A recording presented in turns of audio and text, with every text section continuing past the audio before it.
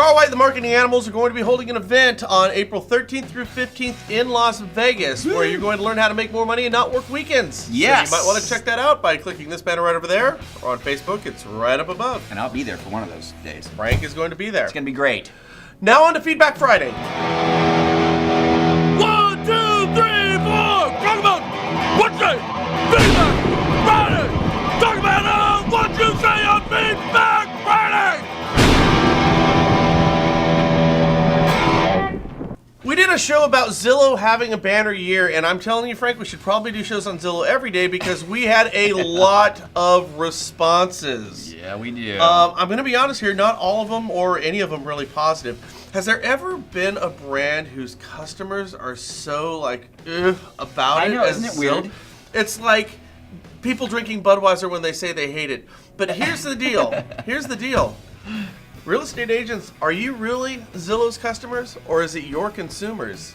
And when your consumers who love Zillow start loving them more than you, I don't know. Potential problems. Anyways, Tony Ray Barker, he's a real estate agent over at Tierra Antigua Real Estate, and I believe it's in Tucson, Arizona. He says, Had a banner year. Found a Zillow hack. Since Zillow's arrival, our sign calls kept diminishing. In 2016, there were none, despite the fact that we had doubled our inventory. So I looked at consumer behavior. Potential buyer pulls up in front of the house, opens their Zillow app, and finds all the information. If they want help, they're sent to Zillow Premier Agent, who probably has other homes from their own inventory to show them. Our seller loses a potential client and we lose all of the leads. So for 2017, I stopped all listings in high traffic areas from syndicating to Zillow for the first 2 to 4 weeks, depending on traffic. Once sign call traffic slows, we push listings through to Zillow. Our sign calls immediately increased, leads went up, we met new buyers, and we sold more of our own listings.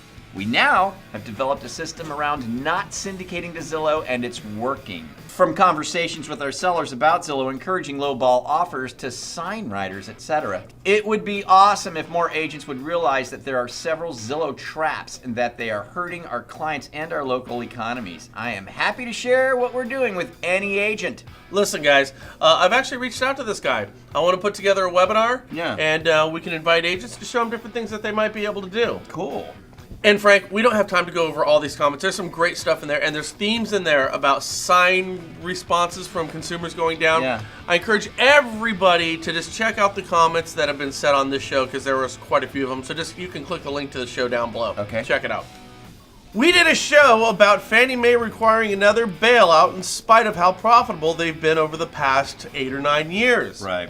Brian Jasenko, who's a loan officer with Academy Mortgage Corporation, had some thoughts on this.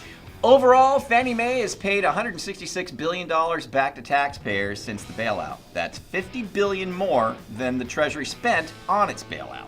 Freddie Mac has paid back $112 billion, or $41 billion more than its bailout cost. And this is all true, by the way. Brian's absolutely right. The problem is the payments that were made are deemed dividend payments, not principal reduction payments.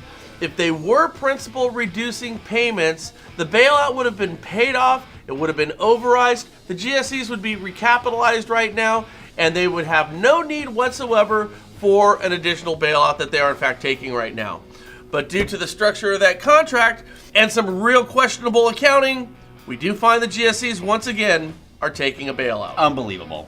Okay. With regard to the bailout, Edgar Santiago, a senior loan officer at Atlanta Mortgage Corporation, said, The GSEs should have been renamed as GSTs, government-sponsored theft. And Amy Troop says, We should have to vote on this. Now that's kind of interesting. My gosh, because it affects so many homeowners, don't you think Joe and Jane homeowners should maybe have a say in this? I think she has a good point. Why am I Jane? Anyway...